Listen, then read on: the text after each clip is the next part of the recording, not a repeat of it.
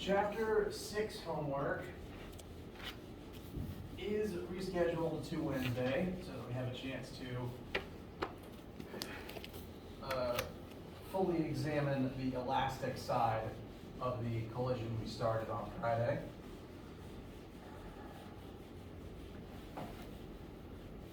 So, docket for today does include finishing that example, making sure elastic collisions make sense for everybody.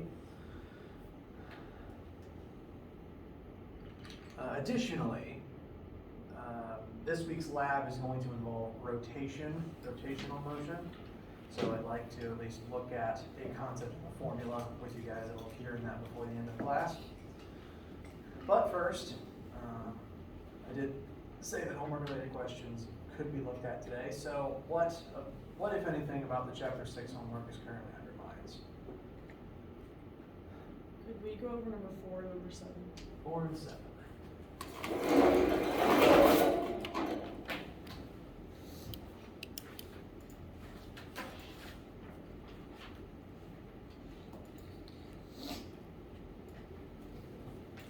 All right. 4.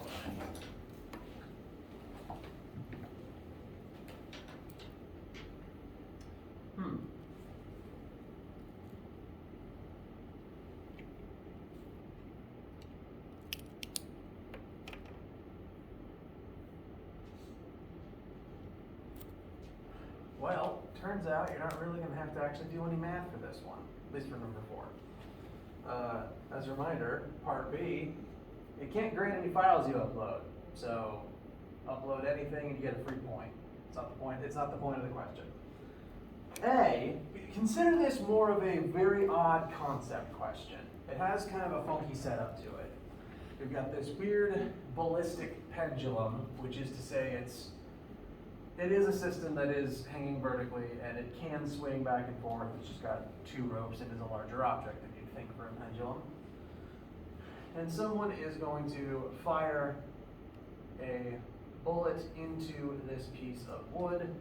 Logically, once you do that, it's going to begin swinging upwards. Now, though, again, keeping in mind that B isn't actually graded, you don't have to do anything for B. For A, it's asking you to compare the momentum before the bullet hits the wood to the momentum after the bullet hits the wood. And even if you don't necessarily know how much total momentum there is in the system before and after the collision, what do you know about the comparison of how momentum compares before and after the collision?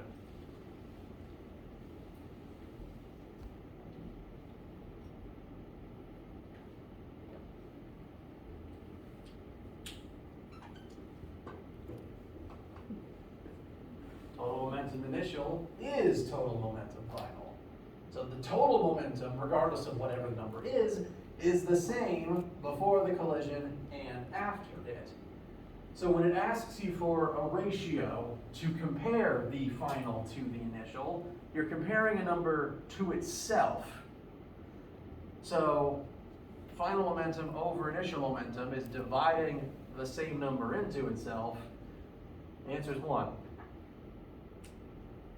There's 100% momentum conservation because momentum is always conserved in a collision. That is all number 4 is asking of you. Is that all? Thank you. Welcome. Number 7.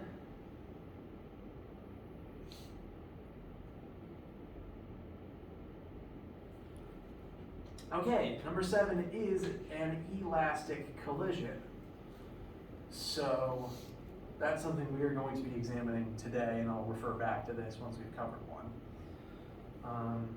So do keep your notes that we take today in mind for this one. But to go ahead and talk about it a little bit, we've got 2 masses on a frictionless half pipe. Is that the right term? And each of these masses is going to descend some distance and collide in the center. This means that they will start with GPE that will turn into KE by the time they collide. So if they descend, they start moving, GPE turns into KE. So the first thing it asks is, what is the velocity of each object before the collision? You can compare their initial GPE to their final KE to be able to do that.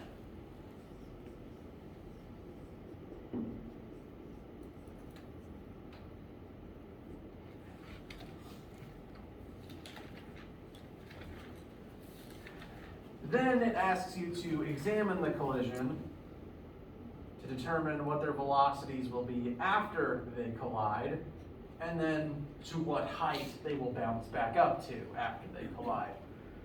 This, part C, will just be the reverse of the first part. That's KE going to turn back into GPE.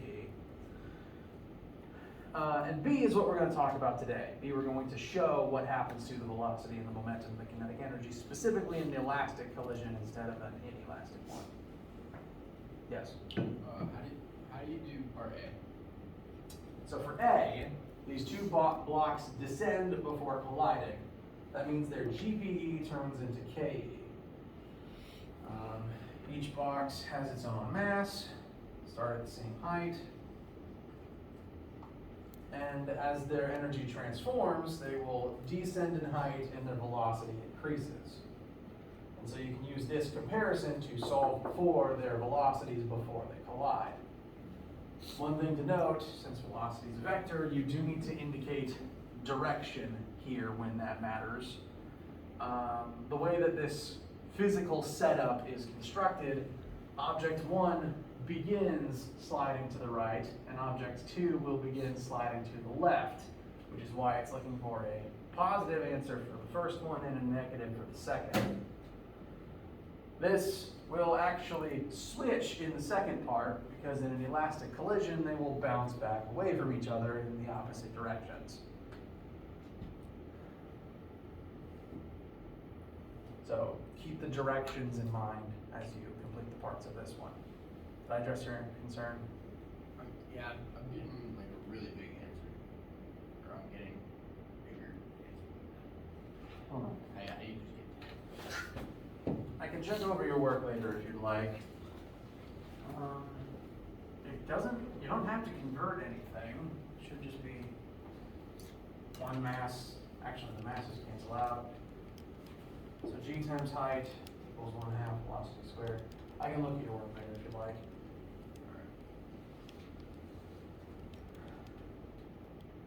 Although, I can go ahead and prove, while it's on the board, I can show what it's supposed to be with my sample numbers.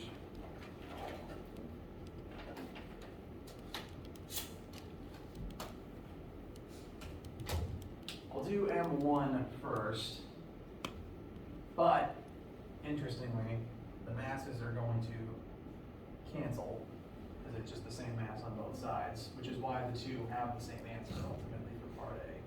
They'll descend the same height, so they'll have the same KE coming into things. Sorry, they'll have the same velocity entering into the collision. That's what I meant to say.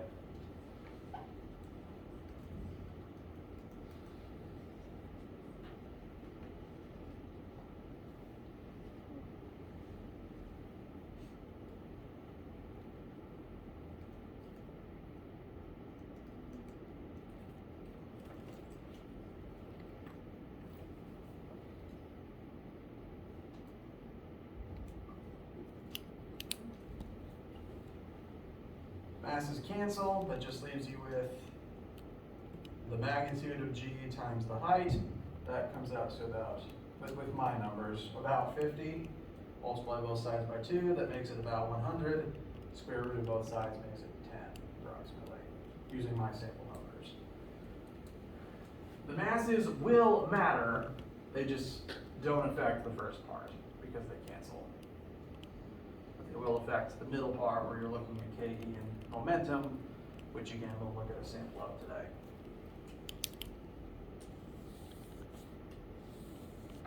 That address current concerns with this one, keeping in mind we're about to look at elastic collisions together.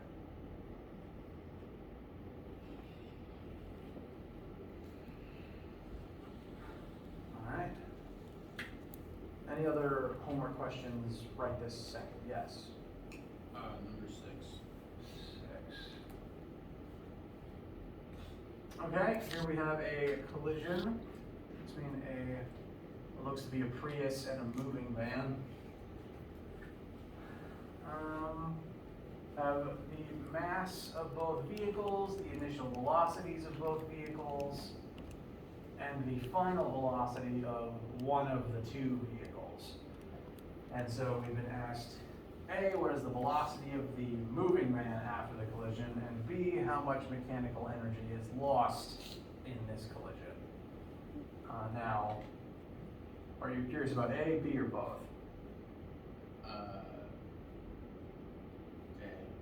All right. Well, this will be a good warm up for the conservation of collision momentum in the collision formula.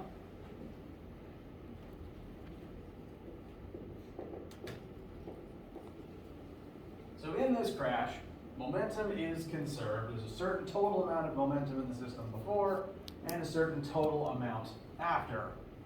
On the before side, you'd add together the initial momentum of the car and the truck and compare that to the final momentum of both the car and the truck. Why do I keep trying to spell truck with an H? Now, for part A, you know everything in this equation except the truck's final velocity.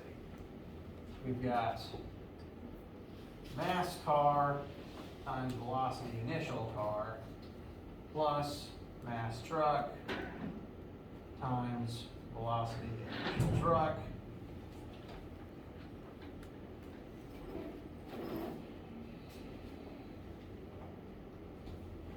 and that'll equal, for the final side, mass car times velocity final car plus mass truck times velocity final truck.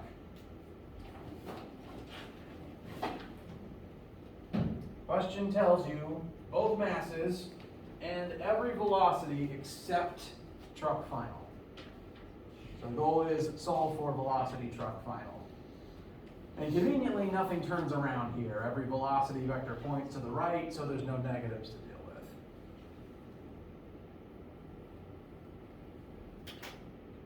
Does that help with part A? All right. To address part B quickly, to set you up for it, since this is an inelastic collision, kinetic energy is not going to be conserved. Remember, that's one of the key differences between inelastic and elastic. In an inelastic collision, which car crashes are designed to be, kinetic energy is not conserved. So what part B is asking is, calculate, once you have the final velocity of the truck, do part A first, get a correct answer, and then use that velocity to calculate and compare initial kinetic energy of the entire system, when the KE of both vehicles and add them together. Compare that to the final kinetic energy of the system by finding the final kinetic energy of both vehicles added together. And you will see that, since it's an inelastic collision, a certain amount of energy will have been lost from stage 1 to stage 2.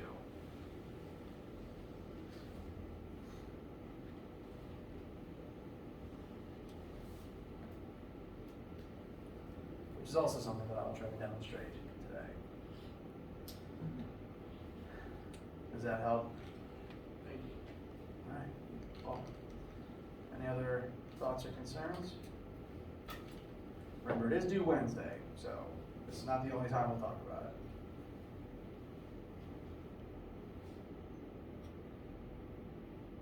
All right. Well, in that case, let's actually work that elastic collision.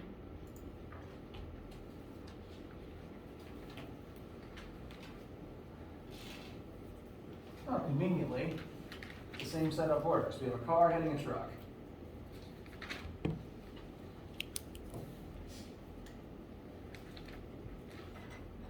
If you'll recall from Friday, we have two self-driving robotic cars heading towards each other.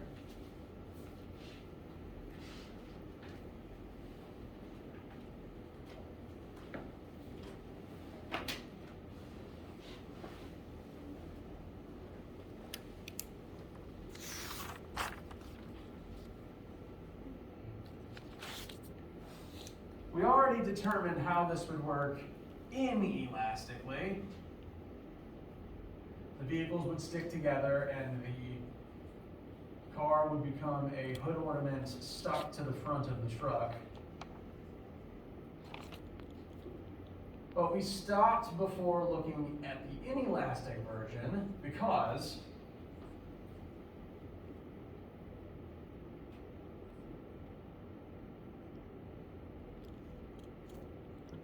the inelastic version is complicated by the fact that the cars don't stick together. In an inelastic collision, vehicles tend to stick together, objects tend to stick together. They tend to share the same final velocity, whereas in an elastic collision, they will bounce off from each other at different final velocities. So if they don't stick together, we have to treat the two different final velocities as separate variables, meaning we don't know them anymore. We filled in everything that we could. On the initial side, we still had both masses and both initial velocities.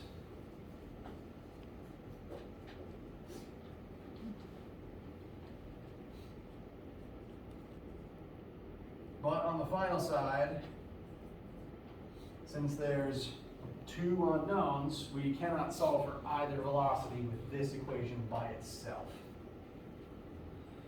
And so for elastic equations, for elastic collisions, we need other equations, other starting points besides the conservation of momentum.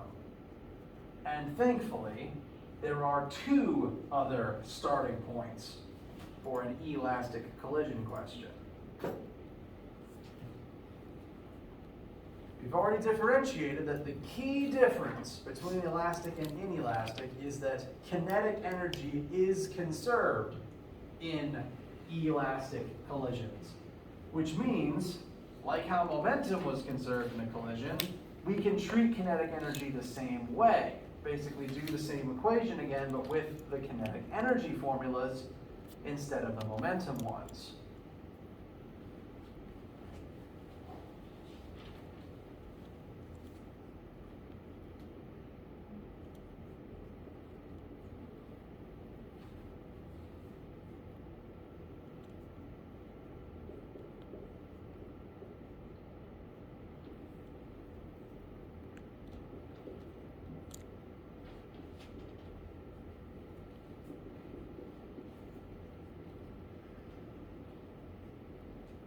And this would have all the same variables in it, since kinetic energy is determined by mass and velocity like how momentum is. So it's an extra equation, an extra starting point, that would have the same two unknowns in it, which would allow us to do two equations, two unknowns. So for any elastic collision, again, you have to be specific there, you can examine it through the lens of either conserved kinetic energy or conserved momentum. They're both valid starting points for elastic collisions. Now, for this particular question, we're going to have to do two equations, two unknowns. Our first equation through momentum has two unknowns in it. We need a second equation with those two unknowns. This could be that second equation. We can fill in all of the variables and solve for the velocities and plug it into the other one. Now, kinetic energy is a three-term formula, so taking this and adding three terms into every single one of those boxes, it would get a little bit long pretty quickly. Thankfully, some very smart people looked at both of these concepts, conservation of momentum, conservation of kinetic energy, and noticed something. Rather than these two things being the only starting points for an elastic collision, they created a third one, a third starting point that can be one of your two equations, two unknowns. Rather than having to process through all of the conserved kinetic energy, we could instead use this formula. This specific formula exists to compare the initial and final velocities of two colliding objects in a one-dimensional collision. And that's the only type of collision we've been looking at, one-dimensional. They crash in one axis and they move only forwards and backwards in that one axis. That's exactly the type of question we're looking at right now. So,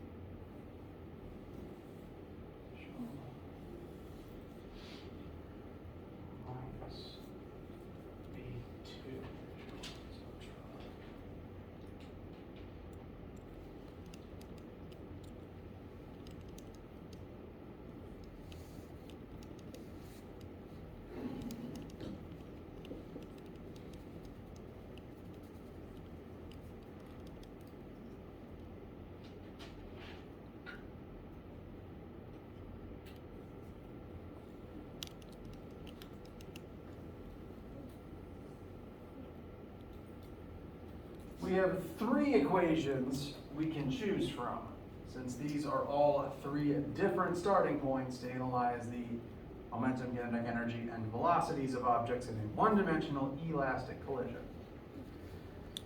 We only need two equations for two unknowns, so to work this one through, you just have to pick two of the three to combine together. Before we actually do that, any questions about anything I just said? Yes? So is the ones that you have circled on the board, that's the same thing? They're not the same thing, but they have the same unknowns in them. This is analyzing the momentum of the system, wherein the only things we don't know are the final velocities of both vehicles after the crash. This is analyzing the kinetic energy of the system, wherein, again, the only two things we still don't know are the final velocities of each vehicle.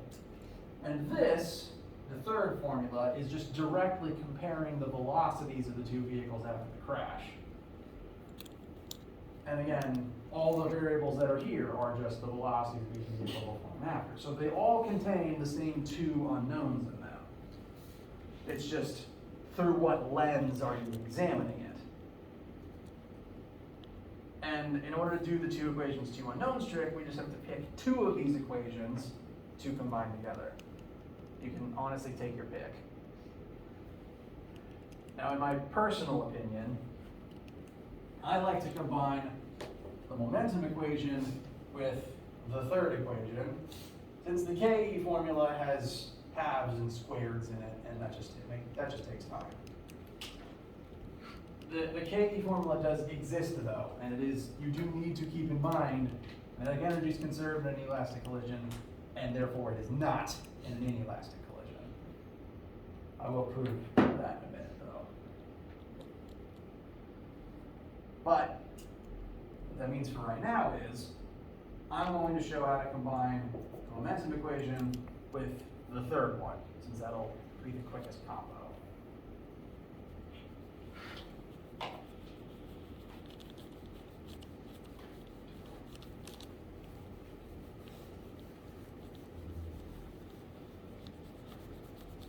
In order to do the two equations, two unknowns trick, we have to take one of our equations and solve it for one of the unknowns, and then plug it into the other one. So,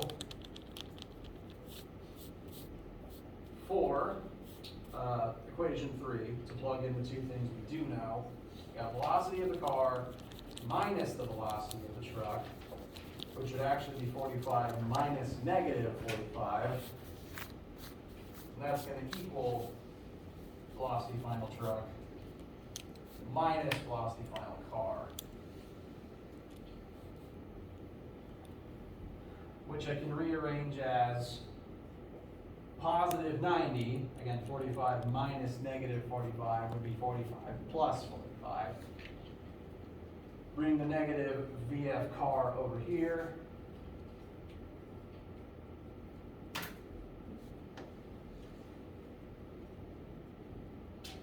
To get VF truck equals 90 plus VF car. So this is now one of our two simplified equations, which we can take and plug into this one in place of VF truck.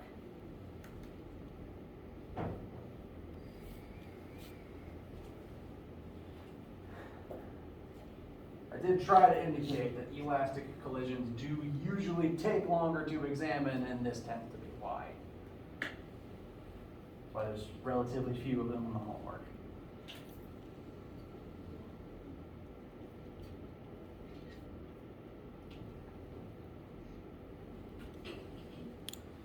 I'm going to try to condense this a little bit. We know everything on the left, so we can compress this back down to the same combined momentum as last time, because collision type doesn't matter, the initial stage is going to be the same.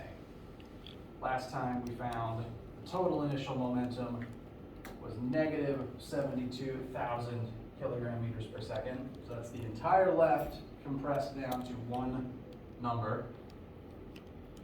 Then on the right, we've got 400 times VF car plus 2,000 times VF truck.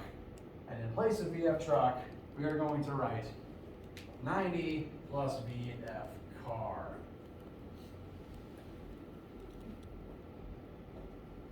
My handwriting is degrading, I apologize.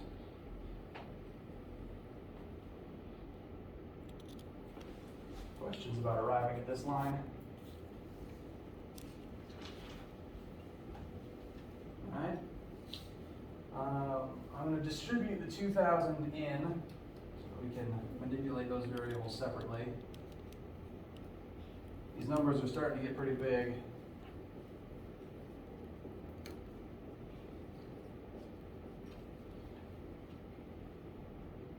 So 2,000 times 90 is 180,000. And then plus 2,000 times VF car is just going to be 2,000 VF car.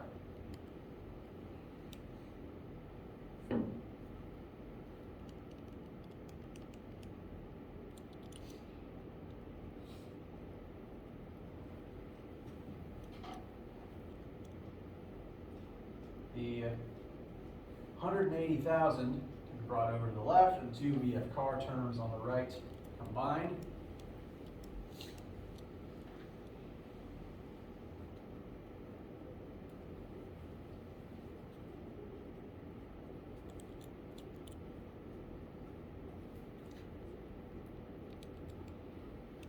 Bring that over to the left. Again, that's subtraction. So negative 72,000 minus 180,000 is negative 252,000. There's a lot of momentum involved in vehicles. That leaves the two VF car terms on the right. So 400 VF car plus 2,000 VF car is 2,400 VF car. So last step. Hold on.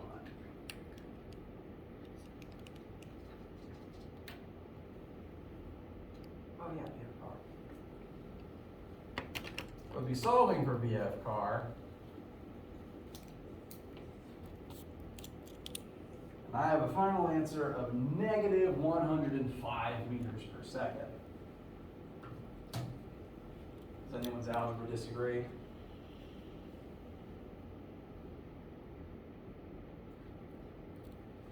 Does anyone remember what the car's final velocity was in the inelastic version?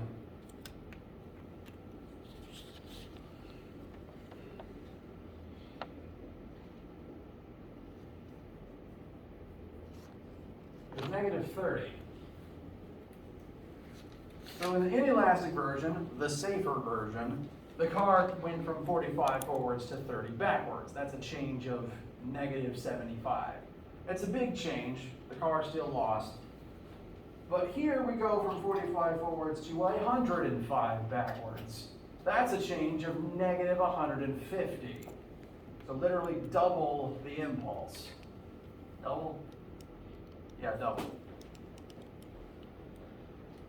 Which means in this version, the sports car was literally subjected to twice as much force, and it got rocketed away at nearly a third the speed of sound. Elastic collisions are dangerous, hence why cars do not collide that way. Anyway, now that we have that number, we can take it back over here and figure out the final velocity of the truck. 90 minus 105 for the VF truck would be negative 15.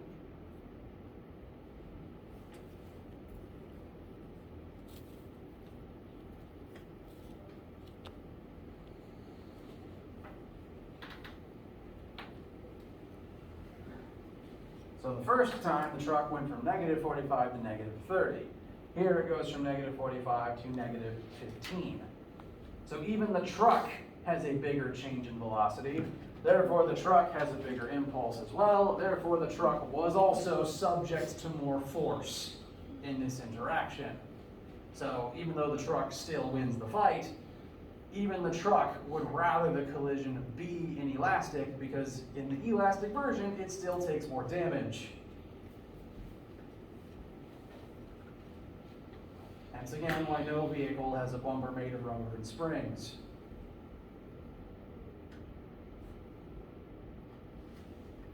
Questions?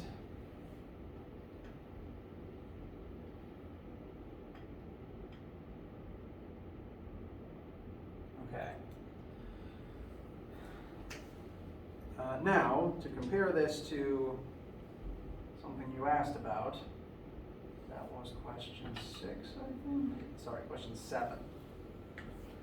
Question 7 is also an elastic collision, so it would be treated pretty similarly.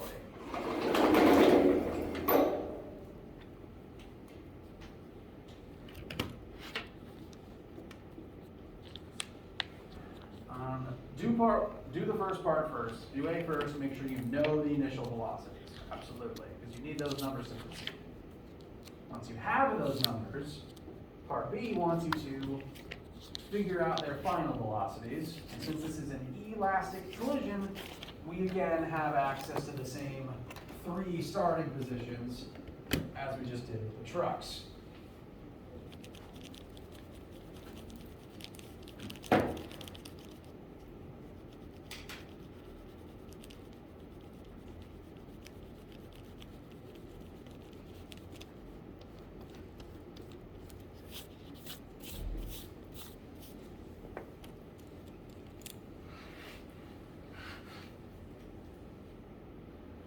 So that's what conservation of momentum would say. Take your 2 masses, plug them in, take your initial velocities, plug them in. That leaves the finals as unknowns. And then you would need either one of these 2 other starting points, examining kinetic energy or examining this third formula, to use 2 equations, 2 unknowns to find both separate final velocities in much the same way. I would again recommend the third one because there's no squares in it.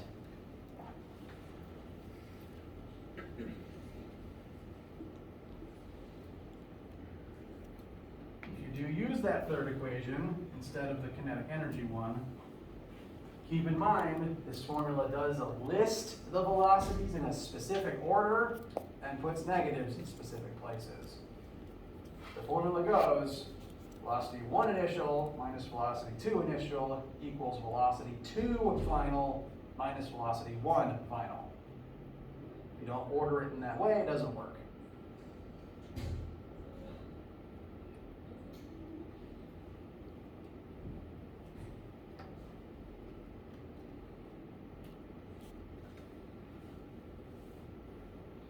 I guess you're on. Now, elastic collisions can be a bit of a doozy because of the occasional necessity of this 2 equations, 2 unknowns step. That's why there's only a few of them on the homework, just because they take the longest. I do keep that in mind when writing tests, don't worry. The point of the test is the point of the test isn't spend 3 hours on this. The point is, can you do this in a limited amount of time?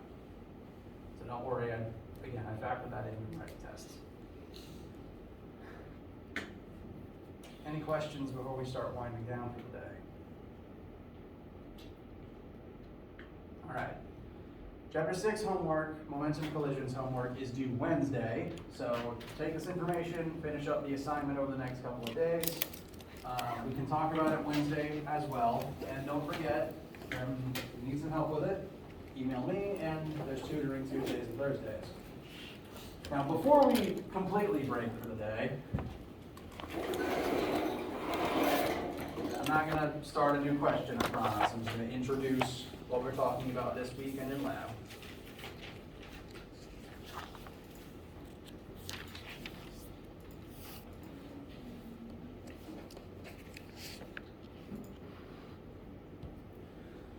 Chapter 7 for this week and bleeding into the next couple of weeks. This is going to be the last major thing. Rotation as a whole will be the last thing we study before Test 2, which will be coming up near the middle end of November. I want to try to do it before Thanksgiving, but I won't rush. Chapter 7 and 8 combined. 8 will also be about, 7 and 8 will both be about rotation, because there's a surprising amount of depth to the science of making things spin.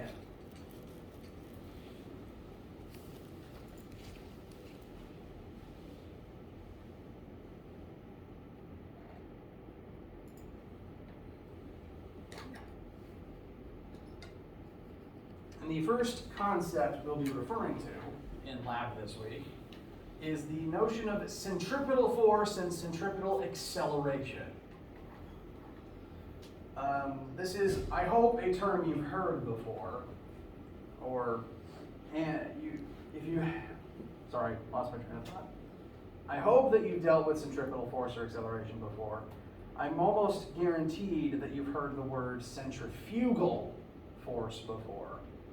One of the things we're going to have to cover is the difference between them and why centrifugal force is technically a lie.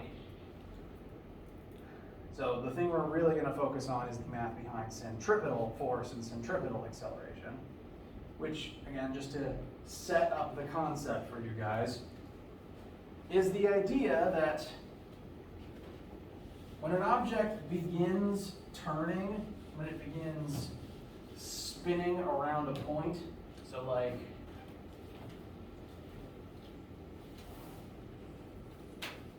a car beginning to turn in a circle of some unknown radius, there is a force involved causing this to happen. Because normally the car would move in a straight line. In order to change its direction, you have to accelerate, and if you accelerate, there must be a force causing that acceleration. Does that track so far? So that acceleration, the acceleration that causes you to change direction, is a centripetal acceleration, and the force that causes that acceleration is centripetal force. And that'll be what lab this week will talk about. Lecture will continue to talk about other aspects of rotation, in addition to any homework questions we have on Wednesday. There's a high likelihood we'll continue the homework being due on Wednesday, since it's kind of pushing the lecture back a day, but that'll be fine with me. Anyone need anything before we break for the day? All right. Have a wonderful day, and like dudes.